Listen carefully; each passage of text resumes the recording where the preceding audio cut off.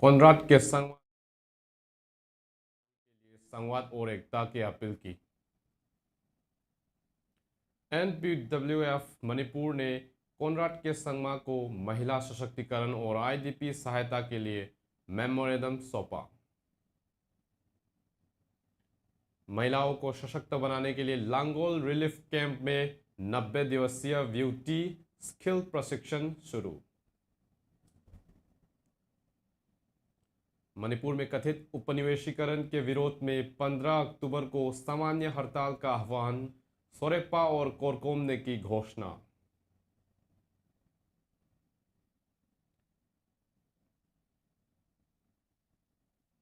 मणिपुरी राजबारी ध्वस्त पर कॉनराड संगमा ने बयान, मेघालय सरकार ने नहीं दी अनुमति। मणिपुर विश्वविद्यालय में असाइनमेंट इवैल्यूएशन और क्वेश्चन पर हैंड्स ऑन ट्रेनिंग कार्यक्रम आयोजित। मणिपुर विश्वविद्यालय में फैकल्टी भर्ती स्थगित, कुलपति लोकेंद्र दिल्ली रवाना। लैक्मी फैशन वीक में डिजाइनर संजुक्ता दत्त की महान कलाकार जुबिन गार्ग को फैशन श्रद्धांजलि।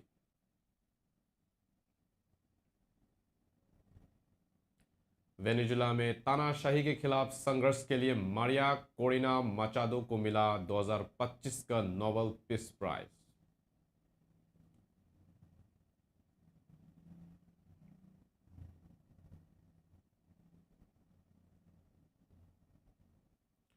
खुरुमजरी नमस्कार, मैं हूं थांगजम शीतलजीत। कंगला टीवी मणिपुर से सुनिए हिंदी में समाचार। अब समाचार विस्तार से। एनपीपी के अध्यक्ष और मेघालय के मुख्यमंत्री कॉनराड के संगमा ने कहा कि हिंसा किसी भी समस्या का समाधान नहीं हो सकती। स्थायी शांति केवल संवाद और आपसी समझ के लिए संभव है। उन्होंने जोर दिया कि जनता और राजनीतिक दलों के बीच जारी टकराव अब समाप्त होना चाहिए, क्योंकि लंबे समय तक चले विभाजन केवल पीड़ा और अविश्वास को बढ़ाती है। अपने 2 दिवसीय इम्फाल दौरे के दौरान कॉनराड के संगमा ने मैतेई और Naga CSO civil society organisation हितधारकों को अन्य लोगों से मुलाकात कर मणिपुर की स्थिति पर चर्चा की। उन्होंने रिलीफ कैंप का भी दौरा किया, जहां उन्होंने इंटरनली डिस्प्लेस्ड पर्सन से मिलकर उनकी शिकायतें सुनी। इसके बाद उन्होंने ये शिकायतें मणिपुर के राज्यपाल को सौंपा और फिर क्लासिक ग्रांडे चिंगमेरोंग में आयोजित एक संवाद कार्यक्रम में हिस्सा लिया। संगमा ने कहा कि हालांकि स्थिति अभी भी तनावपूर्ण है, लेकिन अब वातावरण कुछ हद तक शांति दिखाई देती है। उन्होंने कहा कि मणिपुर को एक लोकप्रिय और स्थायी सरकार की ज़रूरत है और एनपीपी इसे संभव बनाने के लिए पूर्ण सहयोग देने के लिए तैयार है। उन्होंने समुदायों के बीच टूटे विश्वास को फिर से बहाल करने के लिए आवश्यकता पर बल दिया और सभी राजनीतिक दलों से टकराव के बजाय संवाद को प्राथमिकता देने की अपील की। ड्रग्स समस्या पर बोलते हुए उन्होंने कहा कि यह समस्या पूरे उत्तर पूर्वी क्षेत्र में फैल चुकी है, इसलिए इसे प्रभावी ढंग से रोकने के लिए अंतर्राज्यीय सहयोग आवश्यक है। संगमा ने दोहराया कि एनपीपी जनता की सेवा के लिए समर्पित पार्टी है और वह लोगों के कल्याण के लिए कार्य जारी रखेगी। उन्होंने यह भी स्पष्ट किया कि पार्टी मणिपुर के सभी समुदायों के जीवन और अधिकारों की रक्षा के मुद्दे पर कोई समझौता नहीं करेगा। कार्यक्रम में NPP Manipur state unit president Yumnam Jaikumar, Khetrigao विधायक शेख नूरुल हसन और कई अन्य पार्टी नेता उपस्थित थे।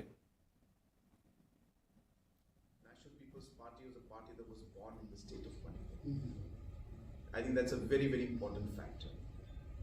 Second, what I have mentioned that the NPP is the only political party which is a national party made by the states of the Northeast. So Arunachal Pradesh, Meghalaya.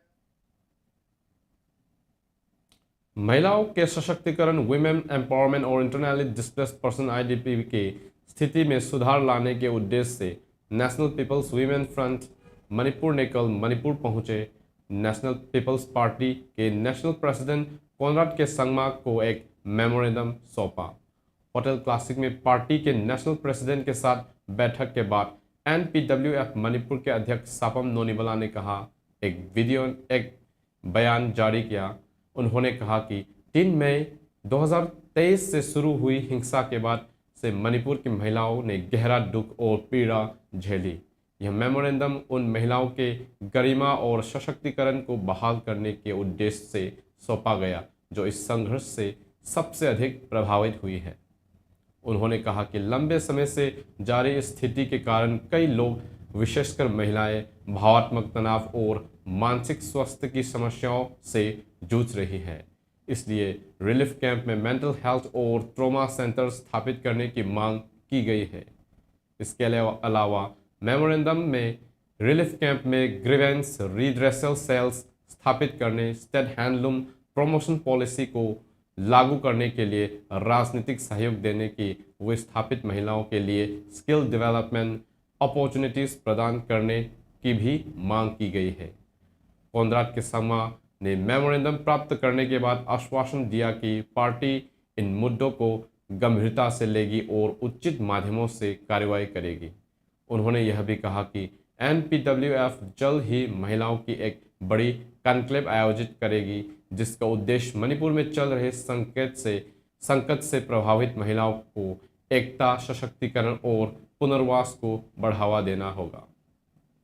Organisation राष्ट्रीय मोदी सेवा समिति का खुसमनरगा सिंजब makeup training programme 90 days की था हुंगी makeup training programme ngasiदagi हौजबने अखोइना Manipur की ओइना लाइबक थिबा थौदोक को 3 मे दगी 2023 3 मे दगी थोखिबा लाइबक थिबा थौदोक सिना मरम ओइरगा खोगी लांजिलक्तुना अवाना ता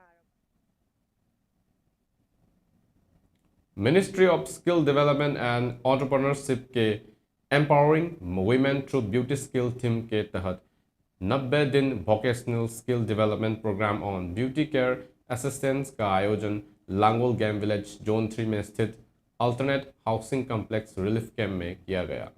यह प्रशिक्षण कार्यक्रम जन शिक्षण संस्थान इम्फाल पश्चिम और राष्ट्रीय मोदी सेवा समिति मणिपुर द्वारा संयुक्त रूप से आयोजित किया गया।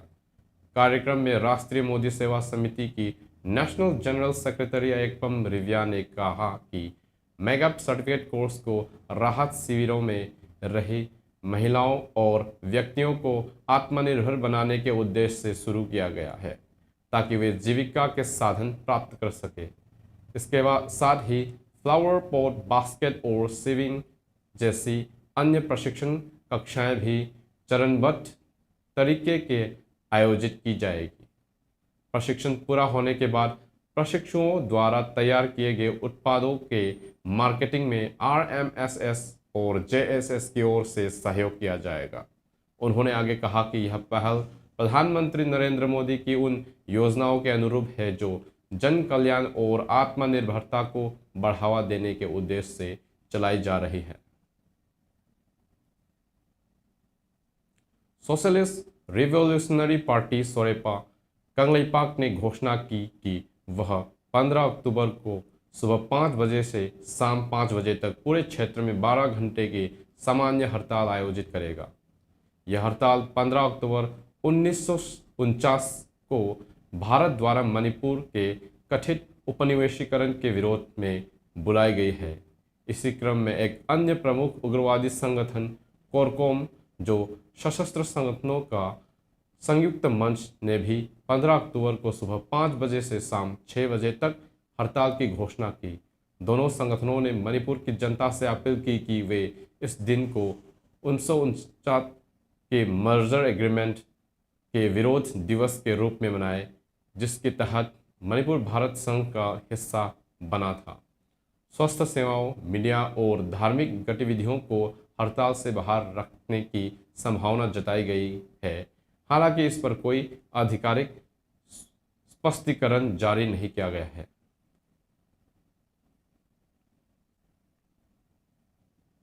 मेघालय के मुख्यमंत्री कोनराड के संगमा ने स्पष्ट किया कि शिलोंग में हाल ही में ऐतिहासिक रेटलैंड बिल्डिंग मणिपुरी राजबारी के ध्वस्त में मेघालय सरकार का कोई योगदान नहीं था और यह मामला मणिपुर सरकार के अधिकार क्षेत्र में आता है। संगमा ने नागालैंड जाने से पहले मीडिया से बातचीत में कहा, फोन पर मिली जानकारी के अनुसार यह पुष्टि हुई कि मेघालय सरकार किसी भी तरह शामिल नहीं है और कोई अनुमति मेघालय सरकार की ओर से नहीं दी गई।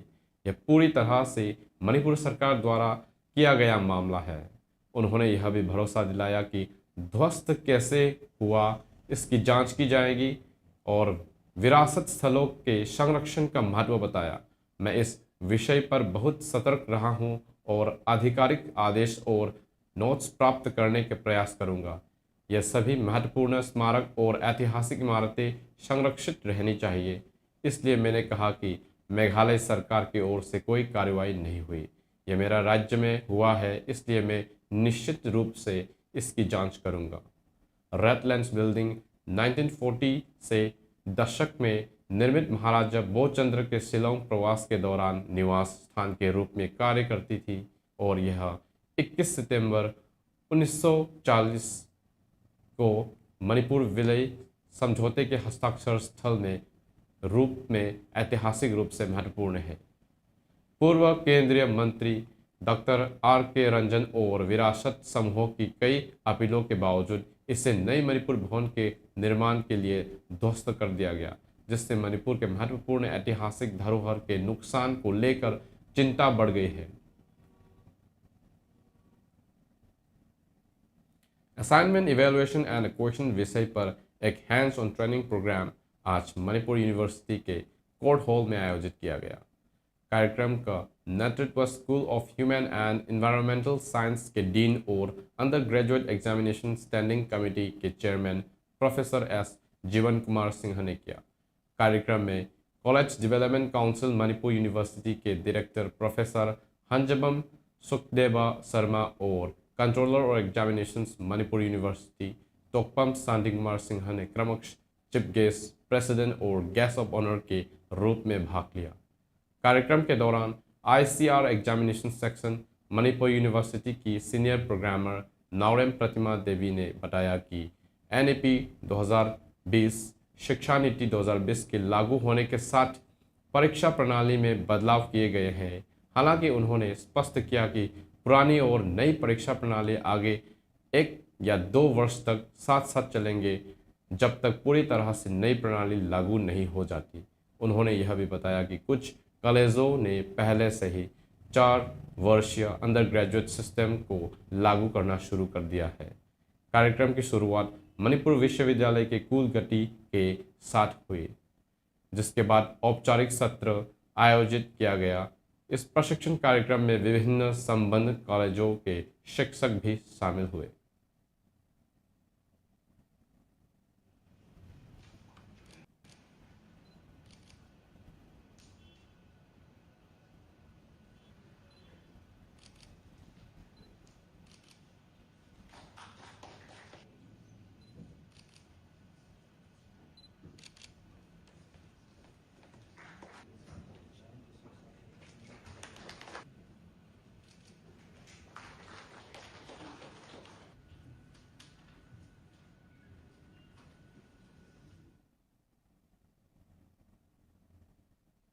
कुलपति प्रोफेसर N. लोकेंद्र अचानक नई दिल्ली चले गए, जिसके कारण आज निर्धारित फैकल्टी भर्ती परीक्षा स्थगित कर दी गई। भर्ती में सहायक प्रोफेसर OBC सांख्यिकी UR भौतिकी और रसायन और एक प्रोफेसर UR भौतिकी के पद शामिल थे। आधिकारिक आदेश के माध्यम से पुष्टि की गई इस स्थगिति ने पारदर्शिता और समयबद्धता पर सवाल खड़े कर दिए हैं, खासकर जब शिक्षा मंत्रालय ने 26 सितंबर को कुलपति पद के लिए आवेदन आमंत्रित किए थे, जो प्रोफेसर लोकेंद्रो के कार्यकाल के अंत का संकेत है। शिक्षक और छात्र समुदाय ने चिंता जताई कि ऐसे अनिश्चितता विश्वविद्यालय की प्रशासनिक विश्वसनीयता को प्रभावित कर सकता है। प्रोफेसर लोकेंद्रो का अचानक दिल्ली जाना अटकलों को बढ़ा रहा है, लेकिन उनके दौरे का उद्देश्य पुष्टि नहीं हुई है।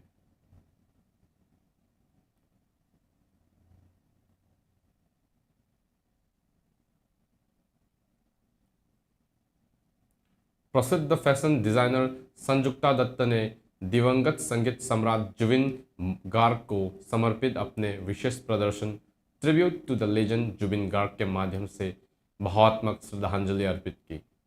इस प्रस्तुति का नेतृत्व पूर्व मिस एशिया यूनिवर्सिटी मॉडल और अभिनेत्री रेवती छेत्री ने किया। उन्होंने असम की सांस्कृतिक आत्मा को आधुनिक फैशन के माध्यम से खूबसूरती से प्रस्तुत किया। दत्त का संग्रह पारंपरिक असमिया मुगा और रेशम से तैयार किया गया था, जिसमें असम की समृद्ध कलात्मक परंपराएं और विरासत झलक रही थी। कार्यक्रम का मुख्य आकर्षण रेवती छेत्री की पोशाक रही, जिस पर जुबिन गार्ग का एक कलात्मक स्केच उकेरा गया था, जिसमें सृजन भावना और श्रद्धा का सुंदर संगम दिखाई दिया। जब जुबिन गार्ग का अमर गीत मायावी रातेर वुकुट गूंजा तो पूरी माहौल भावनाओं से भर गया। शो के अंत में दर्शकों ने तालियां से स्वागत किया और सोशल मीडिया पर हैशटैग जुबिन गार्ग ट्रेंड करने लगे। रेवती छेत्री की संतुलित और सजीव प्रस्तुति ने कला और स्मृति के मेल का प्रतीक प्रस्तुत किया। फैशन समीक्षाओं ने कहा, फैशन केवल शैली नहीं बल्कि भावना और स्मरण का माध्यम है। यह श्रद्धांजलि इस बात की याद दिलाती है कि मायाविनी केवल एक गीत नहीं बल्कि असम की धड़कन है, जो एक बार फिर मुंबई के भव्य रैंप पर गूंज उठी। अब यह गीत बन चुका है जनरेशन जुबिन की पहचान और असम का एंथम।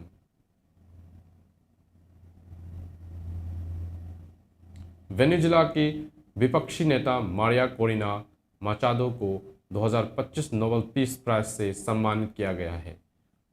उन्हें यह पुरस्कार देश में डिक्टेटरशिप के खिलाफ साहसिक संघर्ष के लिए दिया गया। 58 वर्षीय इंडस्ट्रियल इंजीनियर माचादो को वेनेजुएला की अदालतों ने 2024 में राष्ट्रपति चुनाव लड़ने से रोक दिया था, जिससे वे प्रेसिडेंट निकोलास मादुरो को चुनौती नहीं दे सकती, जो 2013 से सत्ता में है। भावुक प्रतिक्रिया देते हुए माचादो ने कहा, यह सिर्फ मेरी नहीं बल्कि पूरे समाज की उपलब्धि है जो आज़ादी के लिए संघर्ष कर रहा है। वहीं व्हाइट हाउस ने इस निर्णय की आलोचना करते हुए कहा कि नोबेल कमेटी ने पीस के ऊपर पॉलिटिक्स को तरजीह दी।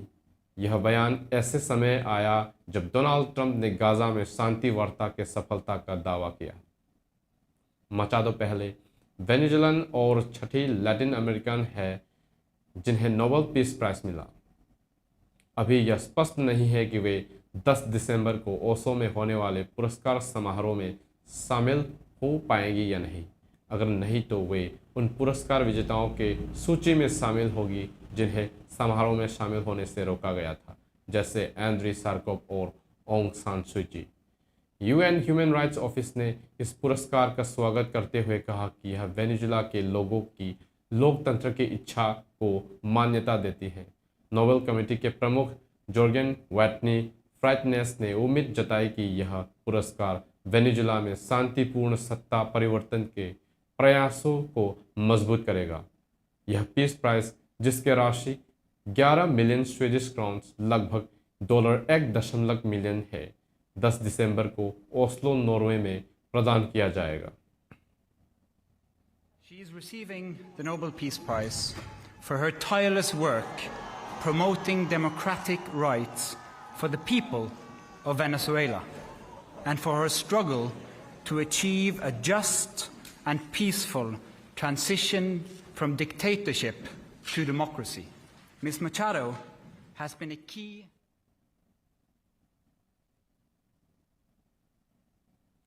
कंगला टीवी में हम मानते हैं कि हर आवाज़ मायने रखती है और हर कहानी महत्वपूर्ण होती है। आपकी स्थानीय खबरें, आपकी टिप्पणियां और आपके अनुभव शक्तिशाली है। यह एक अधिक जागरूक समाज बनाने में मदद करते हैं। हम आपको प्रोत्साहित करते हैं कि आप आगे आएं और हमारे सिटीजन जर्नलिज्म पहल के तहत अपनी स्थानीय खबरें साझा करें। आपका सहयोग सिर्फ स्वागत योग्य ही नहीं बल्कि यह समाज के लिए अत्यंत आवश्यक है। साथ मिलकर हम समस्याओं को उजागर कर सकते हैं, उपलब्धियों का जश्न मना सकते हैं और असली कहानियाँ को सामने ला सकते हैं। आपके द्वारा भेजी गई हर खबर को हमारी संपादकीय टीम द्वारा पूरी तरह से मूल्यांकन किया जाएगा और आपकी इस प्रतिबद्धता को सम्मानित करने के लिए साल के सर्वश्रेष्ठ नागरिक पत्रकार को 10,000 रुपये का पुरस्कार हर साल कंगला टीवी के स्थापना दिवस 14 सितंबर को प्रदान किया जाएगा। अपने समुदाय की आवाज़ बने, कंगला टीवी के सिटीजन जर्नलिज्म का हिस्सा बने, क्योंकि असली बदलाव आपके साथ शुरू होता है। अंत में मुख्य समाचार एक बार फिर। कोनराड के संगमा ने मणिपुर में शांति बहाली के लिए संवाद और एकता की अपील की। NPWF मणिपुर ने कोनराड के संगमा को महिला सशक्तिकरण और IDP सहायता के लिए मेमोरेंडम सौंपा। महिलाओं को सशक्त बनाने के लिए लांगोल रिलीफ कैंप में 90 दिवसीय ब्यूटी स्किल प्रशिक्षण शुरू। मणिपुर के कथित उपनिवेशीकरण के विरोध में 15 अक्टूबर को सामान्य हड़ताल का आह्वान सोरेपा और कोरकोम ने की घोषणा। मणिपुरी राजबारी ध्वस्त पर कोनराड संगमा का बयान, मेघालय सरकार ने नहीं दी अनुमति। मणिपुर विश्वविद्यालय में असाइनमेंट इवैल्यूएशन और क्वेश्चन पर हैंड ऑन ट्रेनिंग कार्यक्रम आयोजित। मणिपुर विश्वविद्यालय में फैकल्टी भर्ती स्थगित, कुलपति लोकेंद्र दिल्ली रवाना। लैक्मी फैशन वीक में डिजाइनर संजुक्ता दत्ता की महान कलाकार जुबिन गार्ग को फैशन श्रद्धांजलि। वेनेजुएला में तानाशाही के खिलाफ संघर्ष के लिए मारिया कोरिना माचाडो को मिला 2025 का नोबेल पीस प्राइज।